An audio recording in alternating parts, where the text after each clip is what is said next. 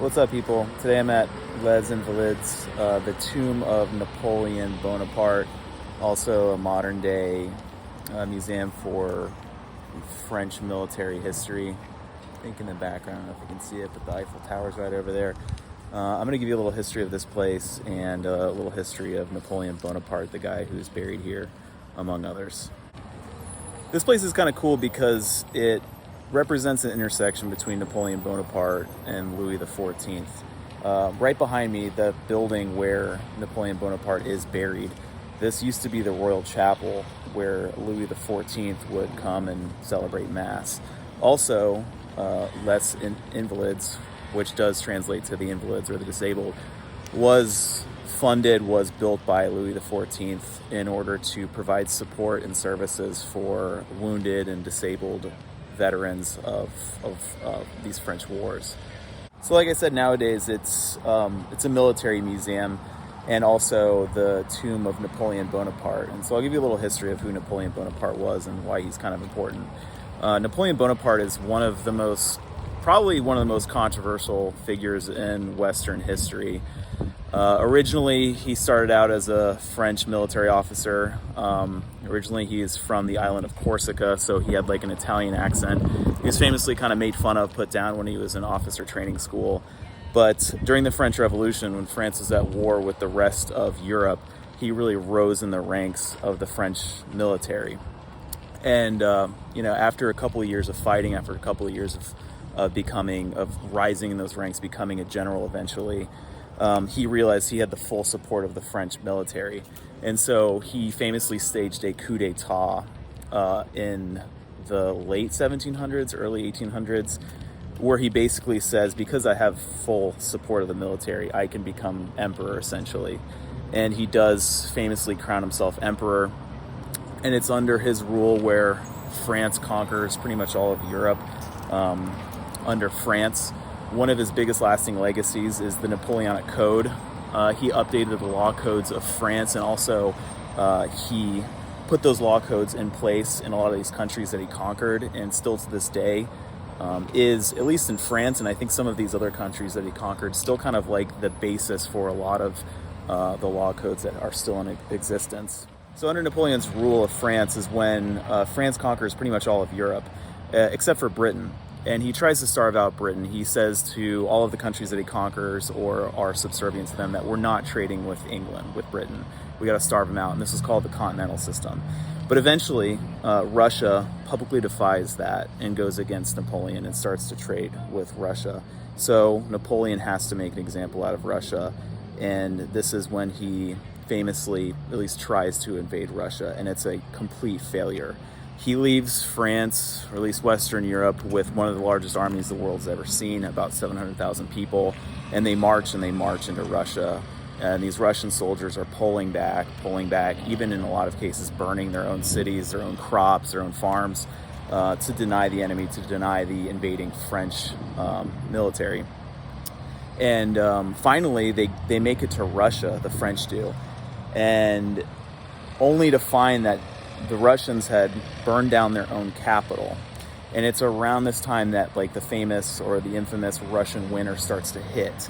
And these guys are spread thin, they're undersupplied. There's no trains, there's no cars or anything like that to supply these troops. They've walked there in some cases from France, and they're exhausted. And basically the Russians kind of let the environment, let that harsh winter do the job. And the French have to retreat back to France eventually. And it's a really horrible defeat for the French. I think, and fact check me on this, the French lose something about 90% of their army in this failed conquest. So like I mentioned, Napoleon's controversial to say the least. In a lot of ways, he's compared to, a lot of historians will compare him to Adolf Hitler because of his invasions. And actually, it is kind of eerily similar how Adolf Hitler's Russia campaign goes compared to Napoleon Bonaparte's. But when he does conquer these countries, he's like defeating these absolute monarchs that are terrible. And he is replacing them with, in some cases, his family members or political allies. He shakes up their social hierarchy as well. And he is going to, like I said, update their law code. And people that support him would say that he is going to export a lot of the ideals of the French Revolution, a lot of these kind of like new liberal ideals as well. Some other things though, like he is going to involve himself in the Haitian Revolution. He's going to try and bring back slavery to Haiti, and that, thank God, fails. And he's also going to roll back a lot of rights that women gained during the French Revolution, so that's not good. All in all, though, he was a huge figure in history. He's a huge figure for French history, for the French Revolution as well. And let's go take a look at what his grave looks like. I bet it's going to probably be pretty underwhelming, considering the kind of person that he was. One thing I forgot to mention was this chapel was the tallest building in Paris before the Eiffel Tower, which you can kind of see peering over the trees right there, actually pretty close to the Eiffel Tower.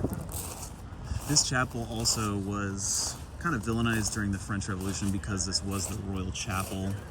During the French Revolution, or like after they overthrew the king, they did kind of turn it into one of those famous temples of reason, or at least it was like a temple to celebrate Mars. So they're trying to get away from that Christian influence. And there it is. There is his tomb, right in the center of this giant dome cathedral.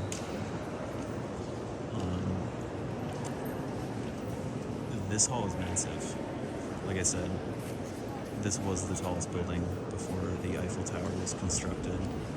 And this was Louis XIV's royal chapel when he was around. And all around this this cathedral, this church, whatever you want to call it, there are other French military heroes and people related to Napoleon buried here as well. Here it is from the side. It's probably, if I were to guess, 15, 20 feet long, about 10 feet wide, and probably like 25 feet off the ground. It's huge. In an adjoining chamber, you have the tomb of Ferdinand Foch. Towards the end of World War I, he was the supreme Allied commander. He had control over basically all of the Allied forces in World War I. Sometimes he's given credit for winning World War I for the Allies. And he's buried in Napoleon's tomb. A pretty cool tomb, as you can see. He has his soldiers carrying him to his grave. Looks like some type of bronze statue, if I were to guess. I don't really know my metals. And you have etchings that are scenes of, it's like World War I, like a cavalry charge under a massive dome. Also in the chapel, you have the tomb of Sebastian Vauban, who was Louis XIV's chief military engineer. I wish I could tell you more about him, but honestly, I don't know a whole lot. He's considered one of the most successful military engineers in Western history, I read. I'm assuming building fortifications for Louis XIV. And he has a really epic tomb. Napoleon's younger brother, Jerome Napoleon, is also buried in an adjoining chamber as well.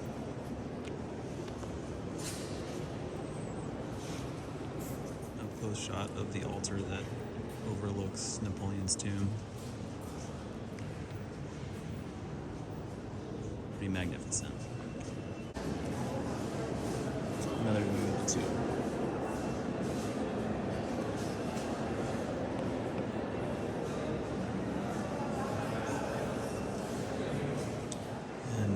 Adjoining Napoleon's tomb is the tomb for his son. There's actually a statue of Napoleon, and right down here is his son.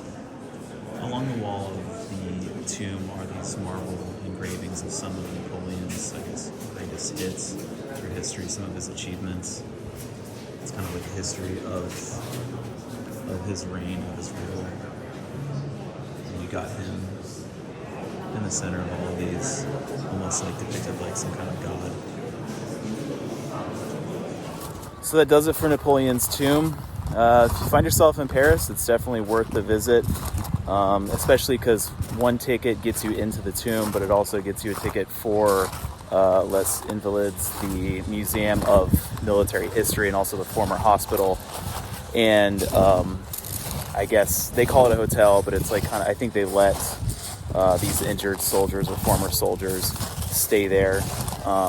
But it's really cool because it shows you like a complete history of the French military. Yeah, thanks for watching.